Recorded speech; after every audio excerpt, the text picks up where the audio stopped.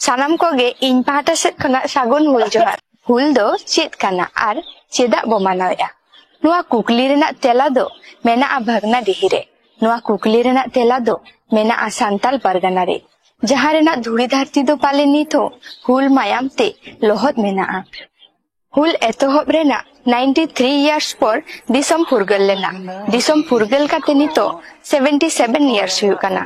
मेनखान कुकली दो ताहेन कान गया। आबो की सारी के बो फुरगला कना। हुलगेरिया को मायाम रेना रिन की आबो बोन हाला दाड़े कावदा। जाति बांचाव लागित, धर्म बांचाव लागित, रोडज कोचलन खन बांचाव लागित, हक ऐदर लागित, ओत हासा लागित, आत्मा सम्मान लागित, सिदु सारजम गिरई तोल लेदा, कान्हु हुल हुले होलेआ, बीर बांटा को मायाम ते को उमलेना। निथो आबो जाति लागित, धर्म लागित, सावता लागित, लाकचार लागित, ओत हासा लागित, हक ऐदर लागित, आत्मा सम्मान लागित बो लड़ाई कान गया। बीर को दो को लड़ाई लिया बायरी विरुद्ध रे आर आबो दो लड़ाई कना आफान आपिन गे। ओका जाति कना बो ओना दो पाले बाबो ठिके दाड़ेया कना। ओना तेगे आबो जाति रेन आबो गे बोरी सेवा को कना।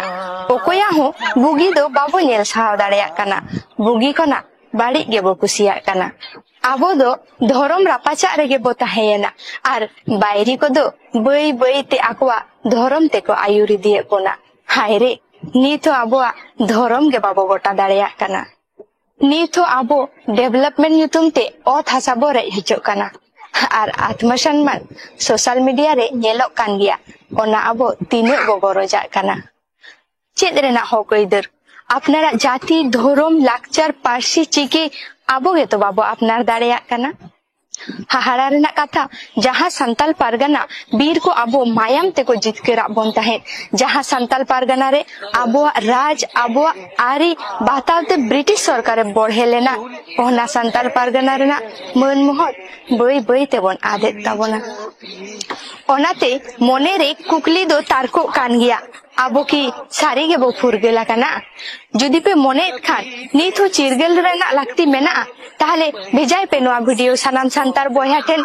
निये धावा हुल दो मानाव सुमुंग दो बांगा। निये धावा हुल दो आबो किरिये बोन हतावा। सानाम सांतार बॉया जहाना गे हुयु जुमिद बो ताहेना। आबो जुमिद बाबो आद हचोआ।